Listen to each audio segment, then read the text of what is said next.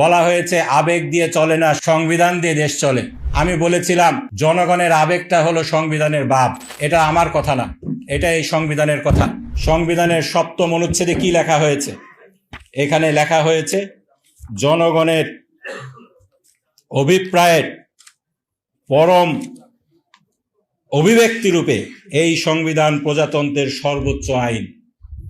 যদি জনগণের অভিপ্রায় এটার অভিব্যক্তি এই প্রজাতন্ত্রের সর্বোচ্চ আইন হয়ে থাকে, তাহলে জনগণের আবেগ অবশ্যই এই সংবিধানের বাপ। এই কথার স্বীকৃতি ত্রয়োদশ সংশোধনীর রায়ে বলা হয়েছে। আজকের আইনমন্ত্রী সেই দিনে কার অ্যাটর্নি জেনারেল ছিলেন, তিনি সেদিন সোশ্যাল কন্ট্রাক্ট থিওরি আওড়ে বলেছিলেন এই কনস্টিটিউয়েন্ট পাওয়ার, এই পাওয়ারটা ইট বিলংস টু দ্য পিপল। এবং এই সংবিধান রচিত হওয়ার পরেও এই পাওয়ারটা জনগণের কাছে থেকে যায়। জনগণ যখন চাবে, যখন এর প্রয়োজন হবে, এর প্রয়োগ করতে পারেন। এটার প্রয়োগ ঘটিয়েই ত্রয়োদশ সংশোধনীর জন্য সংসদকে জনগণ ক্ষমতা দিয়েছিল। এর মাধ্যমে ত্রয়োদশ সংশোধনী এসেছিল।